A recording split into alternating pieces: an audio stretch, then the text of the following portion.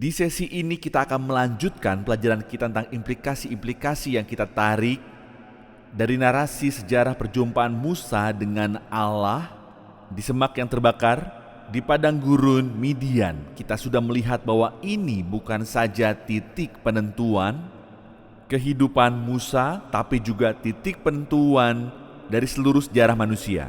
Dan di sesi ini aku ingin melihat dengan lebih seksama pada porsi kecil dari teks yang dimulai dari ayat 3 dari pasal 3. Setelah Musa melihat semak yang terbakar namun tidak dimakan api, kita baca Musa berkata, "Baiklah, aku menyimpang ke sana untuk memeriksa penglihatan yang hebat itu, mengapa tidak terbakar semak duri itu." Ketika dilihat Tuhan bahwa Musa menyimpang untuk memeriksanya, berserulah Allah dari tengah-tengah semak duri itu kepadanya, "Musa, Musa." Dan ia menjawab, "Ya Allah."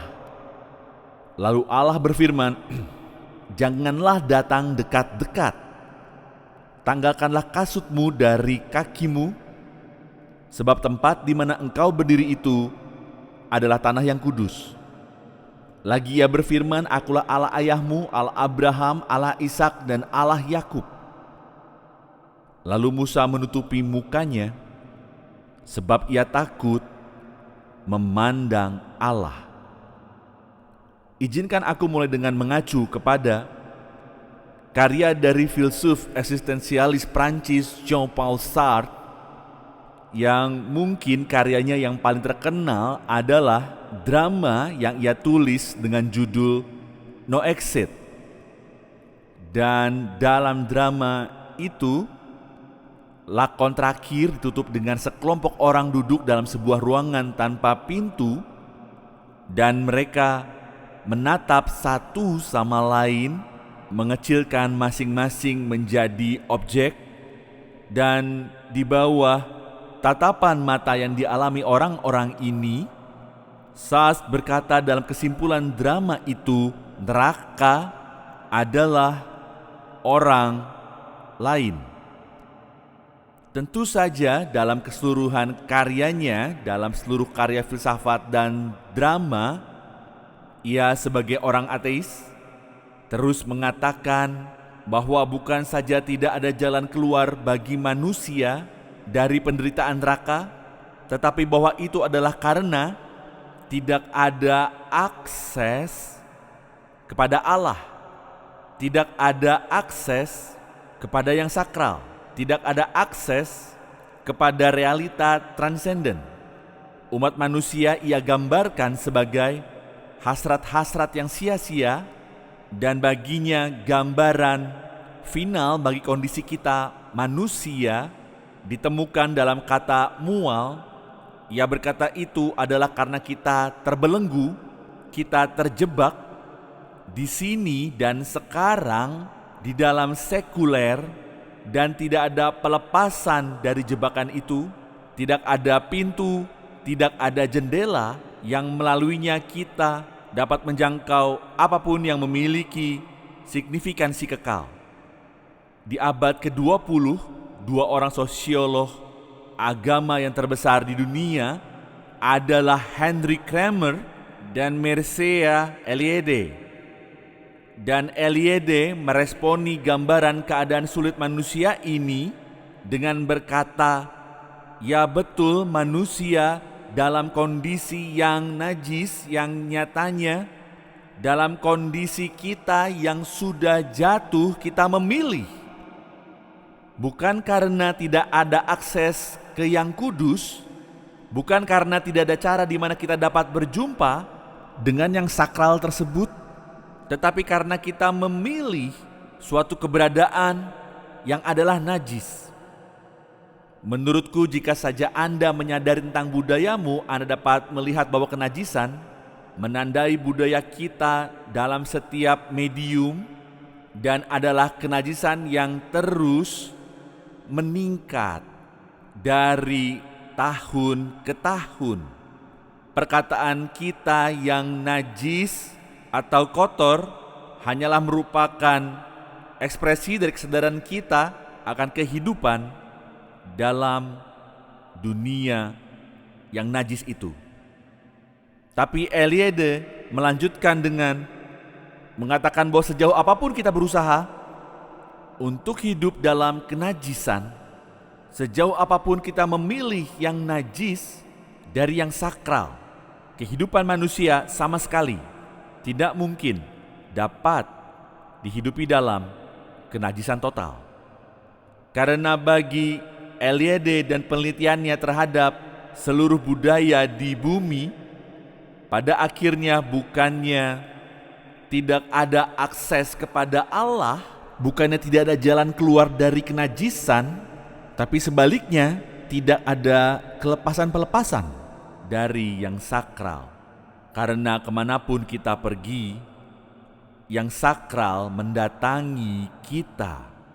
Dalam Yesaya 6 saat ia mengalami penglihatan pada peristiwa panggilannya menjadi nabi, kita teringat nyanyian para malaikat di hadapan Allah, di mana mereka menyanyi, "Kudus, kudus, kuduslah Tuhan semesta alam."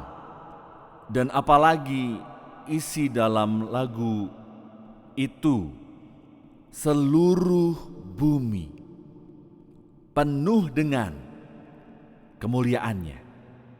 Jadi apakah Anda melihat antitesis itu? Apakah Anda melihat ada bentrokan antara sekularisme radikal dari orang seperti Jean-Paul Sartre dan pengajaran Alkitab?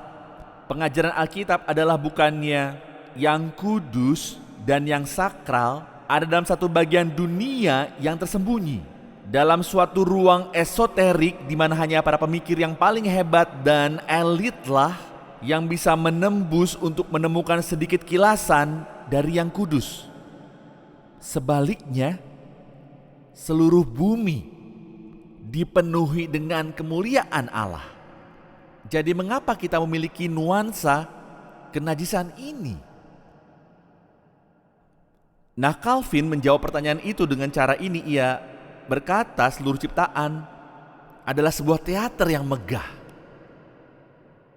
yang meneriakkan seperti itu, memanifestasikan begitu jelas kekudusan Allah. Tetapi kita buta terhadapnya. Tapi kebutaan itu adalah kebutaan yang kita kehendaki. Kita seperti manusia yang berjalan dalam teater yang megah ini dengan memakai penutup mata. Penutup mata yang kita pakaikan sendiri pada mata kita, supaya kita jangan melihat yang kudus dan yang sakral.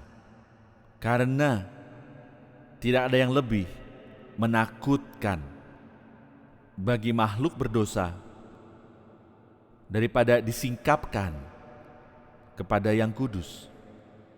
Dan inilah yang kita lihat di sini, di kisah ini. Musa melihat semak yang terbakar namun tidak dimakan api, dan kita diceritakan dalam narasi itu bahwa ia menyimpang untuk melihatnya. Dan saat ia menyimpang melihat ke arah semak itu, ia tidak puas mengamatinya dari jauh. Ia mulai berjalan mendekati semak itu. Ia mulai menghampirinya. Dan saat ia menghampirinya, tiba-tiba ada suara datang dari semak itu, memanggilnya dengan namanya. Katanya, "Musa, Musa, berhentilah di sana. Janganlah datang lebih dekat lagi. Janganlah datang dekat-dekat. Sebaliknya tanggalkan sepatumu, tanggalkanlah kasutmu dari kakimu. Sebab tempat di mana engkau berdiri itu adalah tanah yang kudus." Mari kita bertanya dua pertanyaan tentang hal itu. Apa yang menjadikan tanah itu tanah kudus? Apakah ada sesuatu dalam komposisi tanah di sana, di tengah padang gurun Midian, yang berbeda dari bidang-bidang tanah lainnya di dunia ini? Apakah ada sesuatu yang secara khusus dikuduskan atau sakral tentang tanah di bawah kakinya? Tidak ada hal intrinsik yang bisa ditemukan di tanah itu. Yang menjadikan tanah itu kudus adalah kehadiran Allah. Apapun yang Allah sentuh mendapatkan seperti suatu injeksi, suatu radiasi dari keagungannya sendiri yang transenden. Apa yang membuat tanah itu kudus dan berbeda dari semua bidang tanah biasa lainnya adalah bahwa disinilah terdapat suatu titik pertemuan. Disinilah terdapat suatu kunjungan ilahi. Disinilah bumi yang natural disentuh oleh kehadiran yang supranatural. Apa yang kita lihat di sini adalah sebuah konsep yang kita sebut ambang pintu.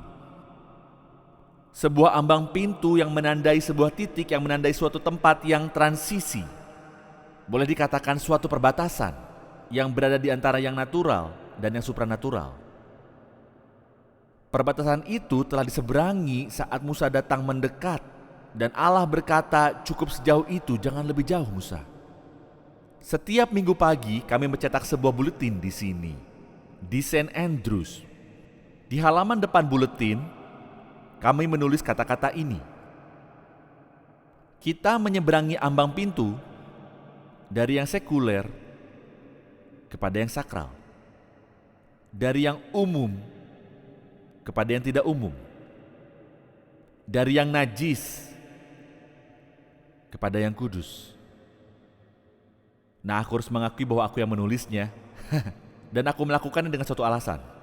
Aku ingin umat memahami bahwa saat mereka datang ke gereja di hari Minggu pagi, bahwa mereka datang ke suatu tempat yang berbeda dari gedung bioskop atau ruang pertemuan umum, berbeda dari semua tempat lain yang mereka kunjungi di dunia ini.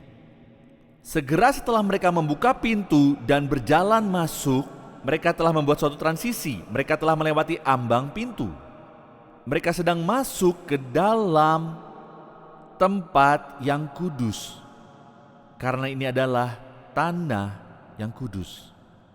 Arsitektur gereja kami persis dirancang untuk mengkomunikasikan ide itu kepada umat, bahwa saat mereka memasuki gedung ini, mereka sedang melewati ambang pintu. Bahwa ini bukanlah